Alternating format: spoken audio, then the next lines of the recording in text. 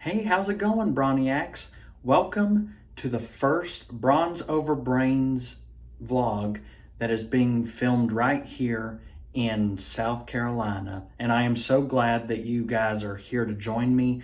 I know it's taken us all summer to get to the Brons Over Brains, the South Carolina Stories series, but a lot of things have been happening since I made the announcement about the new series, as you'll come to know in the coming vlogs. But the important thing is we're here now, and we're right here in our apartment, and we cannot wait to share with you like our adventures, our new autism advocacy and whatnot. Just thank you, Broniacs, for joining me here today. And speaking of life changes, Broniacs, let me back up and give you a hint on the biggest change that has happened to me recently.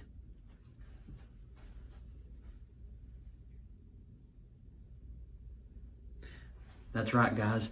I am now engaged to my girlfriend, Savannah, and this vlog is gonna walk you through how I planned out our engagement. But before I get into the vlog, Broniacs, if you're new here, please consider subscribing to Brons Over Brains here on YouTube, where we do our autism advocacy one vlog at a time. If you're new here, welcome to the channel, and I hope you will be joining us for the rest of our journey. And for everyone else, let's get into how I popped the question.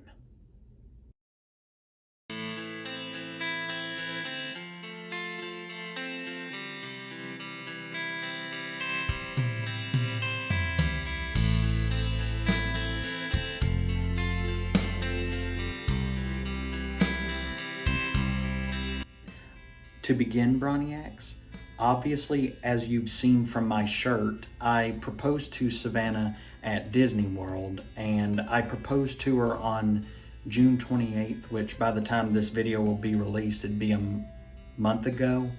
But like I mentioned a moment ago, a lot of stuff has happened since I proposed to her, and we've been getting a head start on planning our wedding. So yeah, I couldn't pretty much vlog when we had a lot to discuss about that, but that's what this video today is for. So anyway, to begin, I think I should start the context off with really the plan for me to propose to Savannah started around a year ago when my mother told me that she was planning a trip to Disney World in the summer of 2022, and I thought at that point I would have graduated from grad school, which I have recently, and of course Savannah would be well into chiropractic school up here in South Carolina, which is why we're up here. When my mom told me that we were coming to Walt Disney World, I thought, that is the place I need to propose. And so ever since last year, I've slowly built up a game plan on what to do. So it wasn't until this past May that I took my proposal a step further. And by that, the first thing I did was I approached her mom and dad. They have known me for as long as I've known Savannah, which is technically 7 or 8 years, and we've been dating for like 6 years. And when I told her parents that I intended to marry her and I wanted their blessing, they teared up and actually gave me a hug, and they accepted, which from my point of view, I was scared to death. I thought that they were going to think I was crazy, and they're thinking, can't you just wait until she's out of chiropractic school or something like that? And of course, they did have some questions, and I answered them. And so I told them, we're not going to get married right away, but we do plan to get married around the time that she graduates chiropractic school. A lot of personal stuff to go into, but this is for like the context of how I planned out the proposal. So after I earned her parents' blessing, the next step I took was I went to get her a ring, which if a lot of you men out there who are already married, you understand how hard that must have been to sneak off to try to buy one or do it without your wife's knowledge, or however you did it. I imagine it was nerve-wracking in a way. But the thing is, Savannah was already up here in, up here in South Carolina. And by the time I was getting the ring, I was still in Alabama because I was weeks away from graduating college for the second time. So I thought, while Savannah's not around, this would be the perfect time to look for the ring. And so I did. And the plan was in motion after that day. So the beginning of the trip, it was a disaster. I'm just going to let this be known from the get-go. When we originally intended to go to Disney World, we were going to fly. And of course, you can't always trust that a flight could go properly, if that makes any sense. You could schedule like a year in advance and you'd have to change plans with your airline. In our case, the day of our departure, Savannah and I, we were waiting to catch our flight to Orlando, and we were expected to get there by like 9 p.m. And of course, on that day, there were severe thunderstorms in Orlando, and we were not happy about that at all because we knew that would delay our flight.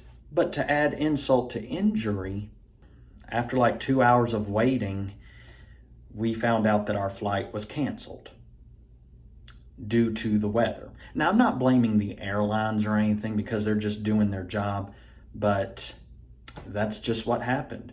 So guess what we ended up doing, Broniacs? You're going to think this is crazy, but our plan B was we ended up driving all the way to Florida. Now, the reason that we were going to Florida that quick was because Savannah wanted to get there a day early. And of course, we wanted to look at Disney Springs. We were only going to spend 4 days at Disney World, so we wanted to use each day to visit each park and not hurry. That's reasonable enough for me. But because of the fact our flight was canceled, we couldn't fly. And we were determined to get there as soon as possible because we already had hotel reservations. We were going to leave a day earlier than my parents, but when we told them about the flight, we ended up driving back to my house, and we just took off at like 6 or 7 in the evening.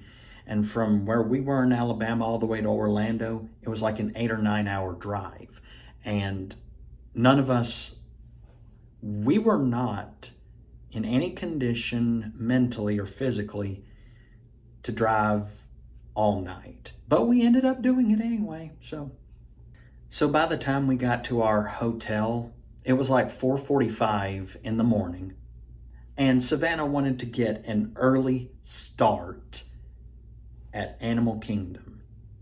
And I thought, this is going to be grueling because you all know, if you've been to Florida, the heat and the humidity, it is gruesome. So by the time we got to our hotel, we were all exhausted. And I was going to get only 1 hour of sleep, just 1 hour. So an hour goes by. Here we are getting ready for the day. And we met a cousin of mine who lived in Florida, and we spent the whole day with him. By the way, Doug, if you're watching this video, hi. And thanks for sharing the fun with Savannah and me while we were over there. So yeah, we met up with my cousin, and he spent the whole day at Animal Kingdom and at Disney's Hollywood Studios. He spent those 2 days with us, and then he had to go to work after that. Boo. But the thing is, I predicted the humidity was going to be bad at Animal Kingdom, and it was, but it was worthwhile. I got to experience a lot of fun rides over there. My favorite was Mount Everest. Expedition Everest was my favorite, and Savannah and I, we both enjoyed the Avatar ride. Specifically, it's the one where you fly the dragons. It's a simulation. I completely forgot about the name of the ride. Yeah, our first day was at Animal Kingdom, and the next day, of course, we spent all day at Disney's Hollywood Studios. Thankfully, between those 2 days, I got a full 8-9 hours of sleep, and I felt a lot better the next day, and there was a lot of walking. When I was a little kid, I thought that Disney was a lot of fun, no matter how many steps I took, but when you're an adult and you're walking around the place, it kills your feet. It's like running a marathon for 4 days straight. I'm not gonna lie. And so our third day, we went to Epcot, and that was my favorite day, thrill-wise, of the trip. And I'll tell you why. When we went to Epcot, we had to wait to be signed onto the new Guardians of the Galaxy Cosmic Rewind ride. And I was afraid we weren't going to have like a reservation. But thankfully, when they opened up the sign-in part online, Savannah got us a reservation to ride the ride close to sunset. And when me, her, and my parents got on it, it was awesome. For those of you who haven't gone to Epcot and tried the new Guardians of the Galaxy ride, try it. It is worthwhile. It is unlike anything you've ridden at Disney World before. And it's true what they say. It's the first roller coaster at Epcot. I'm sorry I'm geeking out about a ride when I should be sticking to the story, but I am telling you that ride was the highlight of that day, if not for the whole trip. And finally, our last day at Disney was at Magic Kingdom, the very day that I proposed to Savannah. And so our day at Magic Kingdom was about the usual. We rode the rides, we tried different food, we got some pictures taken. As you can obviously see, I have a lot to share with all of you. And we even managed to take a break or two. Of course, we couldn't walk around all day. The heat was as hot as it was the entire trip, but at that point, we were fully hydrated and we could take another day of that. And so I didn't propose to Savannah until right before the park closed that night, and I'll tell you why in a moment. So that night, we caught the fireworks show that they always play. I think it's around 9 or 10 o'clock at night. My plan was originally that I wanted to do it right when they turned the lights on at the castle to get a good picture. But of course, there was a huge crowd gathering, and the lights didn't come onto the castle until minutes before the show started. There was at that huge circle, there was a large crowd, and there were ropes holding people back from going any further to the castle. There were police. And so I didn't want to risk proposing to her and be escorted by security guards, because I've heard several stories about some guys who have done that. And, you know, I didn't want to be awkward, but you all know me. I can be awkward and I get caught up in those kind of situations.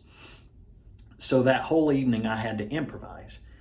We stood in that crowd and we watched the entire fireworks show, which Savannah later posted to be the fireworks show that changed her life. And indeed it did. So when the show was over, I took her near to the front of the castle. And I gave her a little speech about how I want to spend the rest of my life with her.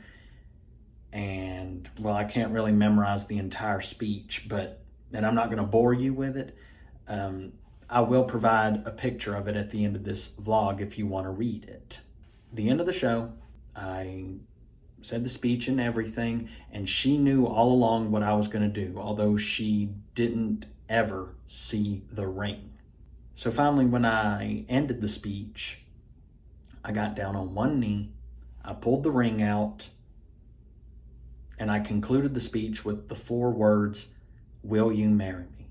And she teared up in her face. She nodded and said yes. And at that moment, the entire crowd that was surrounding us, a lot of them were applauding. Some of them were taking pictures, and there were even these teenage girls who were jumping up and down and congratulating Savannah and me, and it was just like spectacular. And thankfully, my parents, they captured the photos of the moment, which, thank you, Mom and Dad. I know that was a hustle in the heat of the moment, but thank you as well for getting us these shirts. I know Savannah isn't here right now to talk about the engagement with me, but as you see in the pictures, she had a white shirt that had a black silhouette of Mickey or Minnie's head that says, "I said yes." And it's like, we matched in a way. So we spent the day we left wearing these shirts, and that's pretty much how everything started out for us being known as fiancés. I cannot tell you guys how thankful I am about the aftermath of our announcement about this, because the very night I proposed to her, Savannah and I put this on Facebook, and the reaction was like overwhelming. It was like massive. There were like hundreds upon thousands of people who congratulated us, and you can imagine by the time we got home, there was a lot of attention that was thrown our way, and I had to briefly tell the story about our engagement with my family and friends. Now, before I upload this video, I am aware that very few people have known about my plan before I proposed to Savannah, and a lot of you do know after we announced it. But now that I have the video available, I want to share this great news with the world, because a lot of you Broniacs, if you've stuck with us since the beginning of the channel, you do know that Savannah and I have been dating since 2016, and now I finally got the chance to change our lives. So on a final note, Broniacs, I will keep you all updated on how the wedding planning is going, although I may share little information about it because it's personal. But you all needed to know that this happened, and I am very excited to get married. I still can't process the idea of calling Savannah my wife one day soon. And in the meantime, Broniacs, next vlog I'm going to upload is I'm going to give you a tour of our new apartment, even though I've settled in here for the duration of this summer. Since this is going to be our new home, you all should get a look at where we're living, and I can't wait to share with you some funny stories that have happened in this apartment so far. So before I end the video, one more time, if you want to follow Brons Over Brains, please consider subscribing to our channel here. We're going to be making more content now that we're back on YouTube, and we're going to be doing more autism advocacy, and we may end up doing more adventure vlogs. Who knows what's going to come up?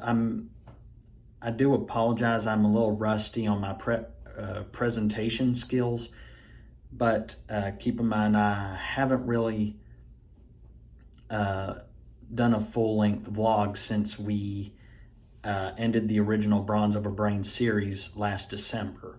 But we're back now, and thank you all so much if you've stayed for the majority of this video. I can't wait to upload more videos for you, and until next time, stay brawny. See you guys next time.